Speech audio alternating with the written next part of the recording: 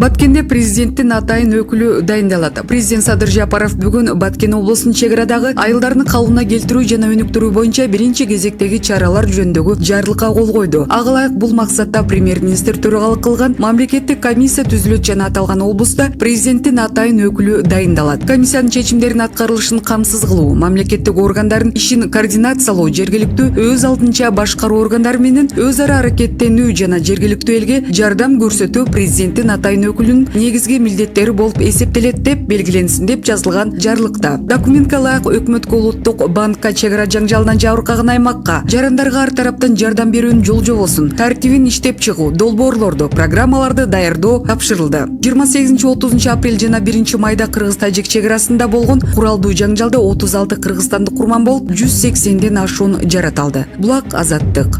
Зайырбек Эргешев: чек ара маселесин чечпесек, Тажикстан айылдарга эмес, райондорго кирип келет деди Дин иштер боюнча мамлекеттик комиссиянын мурдагы төрагасы, эксперт-конфликтолог Зайырбек Эргешев. Кыргыз-Тажик чек арасындагы жалпы узундугу 976 чакырым, анын 500 чакырымы чечилген, калганы чечилип, делимитация, демаркация иштери аяктай элек. Ушул чек аранын чечилбей келе жаткан жерлерин эки тараптын паритеттик комиссиясы биргелешип чечиши керек. Эгер алар чечилбесе, дагы куралдуу кагылышуулар болбойт деп эч ким кепилдик бере албайт. Албетте эки тарап тең муну мамлекеттик жана улуттук кызыкчылыктын негизинде чечет. Бирок акырал чечилиши зарыл. Антпесе кечеги окуяларда тажик тарап чек арадагы айылдарда гана эмес, толугу менен бир райондорго кирип келип, эл аралык укук ченемдерине, мамлекеттер аралык кол коюлган келишимдерге, адам укуктары боюнча келишимдерге ар бир мамлекеттин чек арасы ыйык жана кол тийбестигине карабай турганын көрдүк дейт серепчи. Булак Назар Ньюс.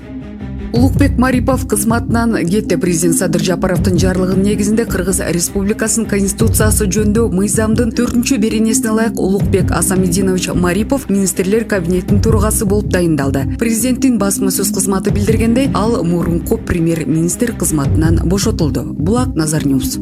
Президент Садыр Жапаров бүгүн 5 майда министрлер кабинетинин мүчөлөрүн дайындоо жөнүндө жарлыкка кол койду. Бул тууралуу президенттин басма сөз кызматы билдирди. Кол коюлган жарлыкка ылайык Өмүралиев Таалайбек Бартабасович мурда элегин кызматынан бошотулуп, Кыргыз Республикасынын коргоо министри болуп дайындалды. Казакбаев Руслан Айтбаевич мурда элегин кызматынан бошотулуп, Кыргыз Республикасынын тышкы иштер министри болуп дайындалды. Чынбаева Асель Рысбековна мурда элегин кызматынан бошотулуп, Кыргыз Республикасынын юстиция министри болуп дайындалды. Бешиналиев Алмкадыр Савердинович мурда элегин кызматынан бошотулуп, Кыргыз Республикасынын саламаттыкты сактоо жана социалдык өнүктүрүү министри болуп дайындалды. Купешев Болотбек Душекович Кыргыз Республикасынын билим берүү жана илим министри болуп дайындалды. Иманалиев Кайрат Олжобаевич мурда элегин кызматынан бошотулуп, Кыргыз Республикасынын маданият, маалымат, спорт жана жаштар саясаты министри болуп дайындалды. Ажикеев Бообек Эргешевич мурда элегин кызматынан бошотулуп, Кыргыз Республикасынын өзгөчө кырдаалдар министри болуп дайындалды. Ниязбеков Улан Омаканович мурда элегин кызматынан бошотулуп, Кыргыз Республикасынын ички иштер министри болуп дайындалды. Абдралиева Гульмира Курманбековна мурда элегин кызматынан бошотулуп, Кыргыз Республикасынын транспорт жана коммуникациялар министри болуп дайындалды. Турдубаев Кубанычбек Апышевич мурда элегин кызматынан бошотулуп, Кыргыз Республикасынын энергетика жана өнөр жай министри болуп дайындалды. Жанбеков Аскарбек Сапарбекович мурда элегин кызматынан бошотулуп, Кыргыз Республикасынын айыл, токой жана суу чарба министри болуп дайындалды. Шыкмаматов Алмамбет Насырканович Кыргыз Республикасынын инвестицияларды илгерилетүү жана коргоо боюнча министри болуп дайындалды. Кутманова Динара Асиевна Кыргыз Республикасынын экология жана климат боюнча мамлекеттик комитетинин төрайымы болуп дайындалды. Ташиев Камчыбек Кыдыршаевич мурда элегин кызматынан бошотулуп, Кыргыз Республикасынын улуттук коопсуздук мамлекеттик комитетинин төрагасы болуп дайындалды. Булак Медиа Центр. Министрлер кабинети болуп кайра түзүлдү. Президент Садыр Жапаров бүгүн 5 майда жаңы конституциянын жоболоруна ылайык министрлер кабинети жөнүндөгү жарлыкка кол койду. Анын дагы башка жарлыктары менен министрлер кабинетинин төрагасы болуп, буга чейинки премьер-министр Улукбек Марипов, төраганын орун басары, кызматына ушул кезге чейин вице-премьер-министр болуп турган Артем Новиков дайындалды. Президенттин жарлыгына ылайык министрлер кабинетинин түзүмү төмөнкүдөй болду. Экономика жана финансы министрлиги, коргоо министрлиги, тышкы иштер министрлиги, юстиция полиция министрлиги, саламаттыкты сактоо жана социалдык өнүктүрүү министрлиги, билим берүү жана илим министрлиги, маданият, маалымат, спорт жана жаштар саясаты министрлиги, өзгөчө кырдаалдар министрлиги, ички иштер министрлиги, транспорт жана коммуникациялар министрлиги, энергетика жана өнөр жай министрлиги, айыл, токой жана суу чарба министрлиги, инвестицияларды илгерилетүү жана коргоо боюнча министрлиги, санариптик өнүктүрүү министрлиги, экология жана климат боюнча мамлекеттик комитети, улуттук коопсуздук мамлекеттик комитети. Министрлер кабинети төмөнкүлөрдөн турат. Министрлер кабинетинин төрагасынан, министрлер кабинетинин төрагасынын биринчи орун басарынан, министрлер кабинетинин төрагасынын орун басары экономика жана финансы министрлеринен, министрлер кабинетинин төрагасынын орун басары, министрлер кабинетинин төрагасынын орун басары санариптик өнүктүрүү министринен, министрлерден, мамлекеттик комитеттердин төрагаларынан, министрлер кабинетине караштуу төмөнкү аткаруу бийлигинин органдары иштейт. Жергиликтүү өз алдынча башкаруу иштери жана этностор аралык мамилелер боюнча мамлекеттик агенттиги, архитектура, курулуш жана турак жай коммуналдык чарба мамлекеттик агенттиги, интеллектуалдык менчик жана инновациялар мамлекеттик агенттиги, финансылык чалгындоо мамлекеттик кызматы. Жарлык расмий жарыяланган күндөн баштап күчүнө кирет. Булак азаттык. Эл чындыкты билсин.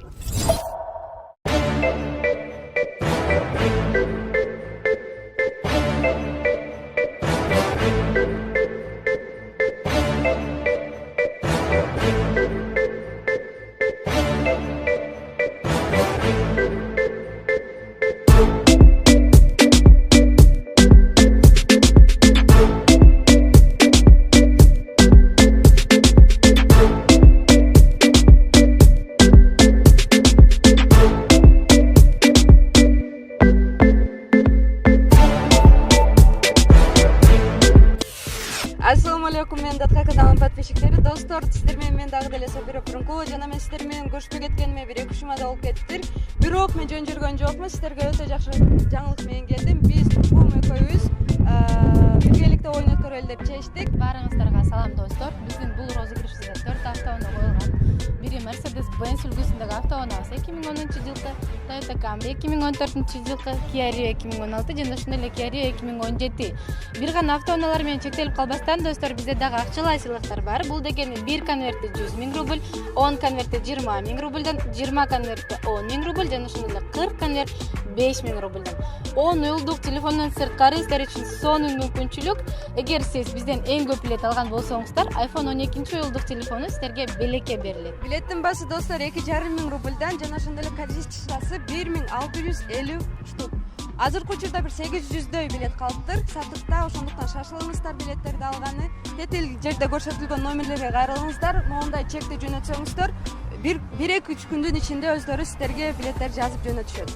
Айтып кетчү нерсе достор, оюн мажбур түрдө эмес, үй бүлөлүк бюджетке зыян тийбеген тапта ойнойбуз, утабыз. Достор, оюнду 2 каналда да күзөтсөңүздөр болот. Датка каналында жана ошондой эле Азия Лото YouTube каналыбызда.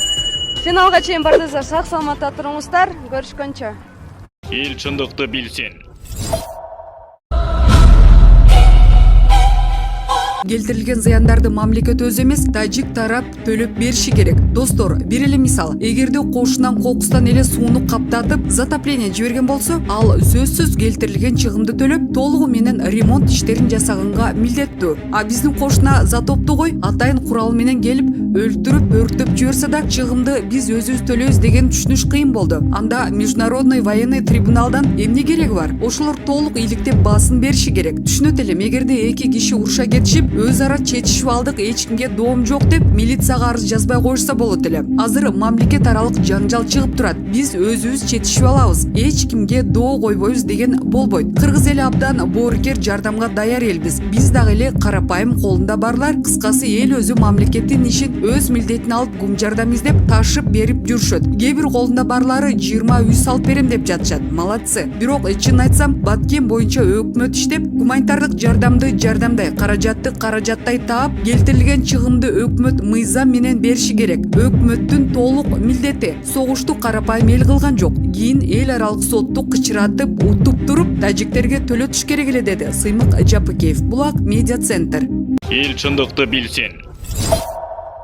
Ахматбек Келдибеков ата мекендик согушта да фашисттер тарабынан куралы жок карапайым калкты аткан мындай мыкачылык болгон эмес деди бүгүн 4 майда Назар Ньюс маалымат агенттигине жогорку кеңештин 5-чакырылышынын төрагасы Ахматбек Келдибеков. Ахматбек Келдибекович, сиз кан төгүлүп жаткан Баткенге алгачкылардан болуп барган саясатчылардын бири болдуңуз. Окуяга жерден көбү болгон адам катары айтыңызчы. Сиз соңку кырдаалды кандай баалап жатасыз? Чындыгында Баткенде абал өтө курч болду. Мен Головнойго чейин бардым. Ал жерди кайтарып турган аскерлер менен да, ошол жерде жашаган эл менен да жолугуштум. Пикир алышып, көйгөйлөрүн да, талаптарын да уктум. Бул жерде тажик тараптын күн мурун даярданганы ачык, айкын эле көрүнүп турат. Ошондой эле карапайым калктын турак жайларын, мектептерди, фельдшерлик жана акушердик пункттарды, чек ара бекеттерин өрттөгөндүктөрүн бул караңгылык жана пастык деп айтар элем. Мындай нерселер эл аралык оюнчулардын, анын ичинде эки тараптын көңүл буруусун талап кылган жагдай. Анткени жөн жай тургундарды коргоо бул гуманитардык мыйзамдардын негизги жобосу болот. Кыргызстанда, Тажикстанда экономикалык, социалдык жана маданий укуктар боюнча эл аралык келишимге кол койгон. Бул документ жарандардын сууга, жерге, жашоо стандарттарына жана билим берүүгө болгон укугун камсыз кылат. Ата мекендик согушта да фашисттер тарабынан курал жок карапайым калкты аткан мындай мыкачылык болгон эмес. Согуштун да өз мыйзамы бар. Ал эми карапайым калктын үйүн тоноп, анан өрттөп жибергендерди мародёрлор дейт. Мындай мародёрство бүтүндөй тажик элин жүзүнө сүйкөлгөн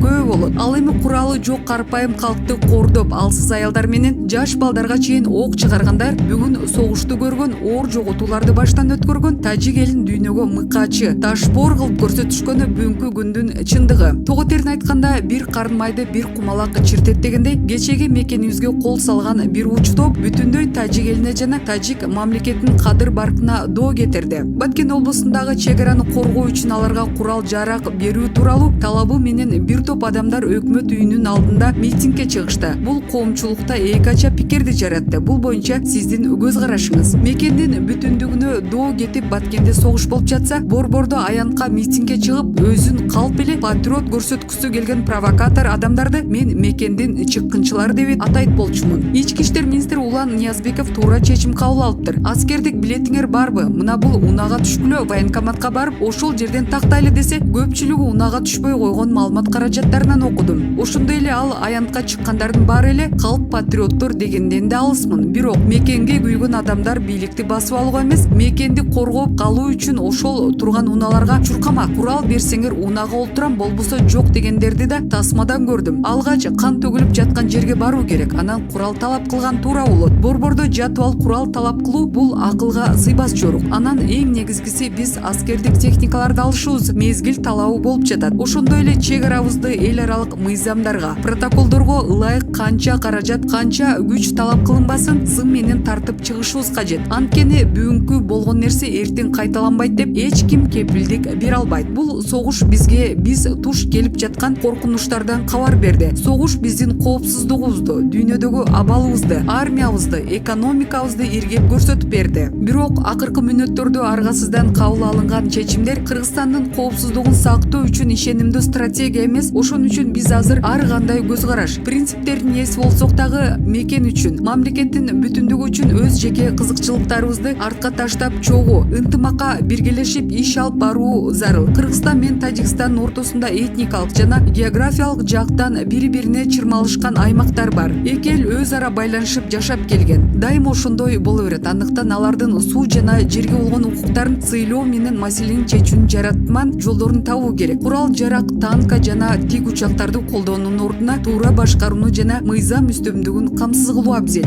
Анан эң негизгиси биз куралдуу күчтөрдүн өлкөнүн азаттыгын, эгемендигин сактоого жасаган күчүн татыктуу баалаганга аракет кылышыбыз керек. Булак Назар Ньюс. Эл чындыкты билсин.